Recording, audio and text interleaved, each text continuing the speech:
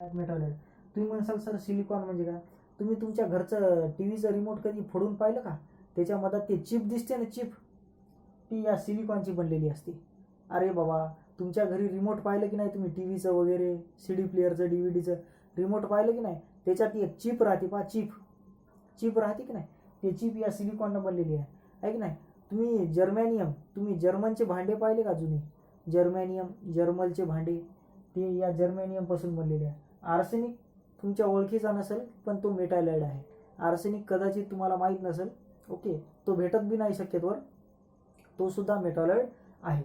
तर हे झालं बेटा केमिकल क्लासिफिकेशन ऑफ मॅटरमधलं पहिलं एलिमेंट. ओके, एलिमेंटचे पॉईंट पाहिले, त्याचे 3 टाईप, मेटल्स, नॉन मेटल्स आणि मेटॉलाइड.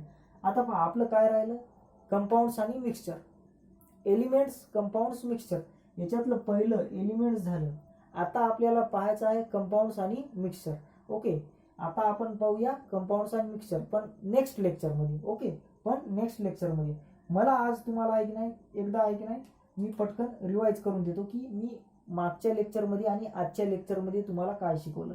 पटकन रिवाईज करतो, पहा लक्षात घ्या. हे पटकन मोडतो मी, रिवाईज करतो. आहे का? हे पटकन मोडतो मी, रिवाईज करतो. ओके, हे मी पटकन मोडून रिवाईज करतो. पहा, ज्या दिवशी आपण आपला कंपोजिशन ऑफ मॅटर धडा चालू केला, त्या दिवशी आपण पहिली गोष्ट पाहिली मॅटर. त्यानंतर दुसरी गोष्ट पाहिली classification or types of matter. त्यानंतर क्लासिफिकेशन मध्ये किती पाहिले? 2 टाईप, फिजिकल आणि chemical type of matter. Physical classification of matter आणि chemical classification of matter. Physical classification 3 प्रकारचे, सॉलिड, लिक्विड आणि केमिकल क्लासिफिकेशन सुद्धा 3 प्रकारचे, एलिमेंट्स, दुसरं कंपाऊंड्स आणि तिसरं बेटा मिक्सचर्स. Elements, compounds, mixture. आज आपण एलिमेंट पाहिलं, हे सॉलिड अँड लिक्विड गॅसेस, हे तर आपण पाहिले, सॉलिड, लिक्विड, गॅसेस पाहिले. आज आपण पाहिलं एलिमेंट्स. एलिमेंट्सचे 3 टाईप, मेटल्स, नॉन मेटल्स आणि मेटॉलाइड्स. म्हणजे आपल्या चॅप्टरमध्ये आपण इथपर्यंत एलिमेंट पर्यंत पार्ट कव्हर केला. नंतरच्या याच्यात आपण कंपाऊंड आणि मिक्सचर पाहूया. ओके, पहा लक्षात घ्या. मेटल्सचा अर्थ काय होते? धातू, अधातू,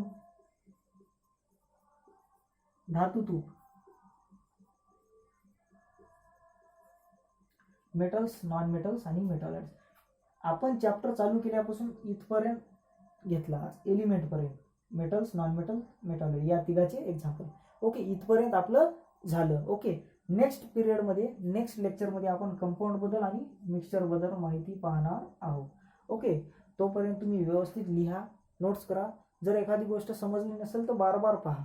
okay, have a nice day to all. चला.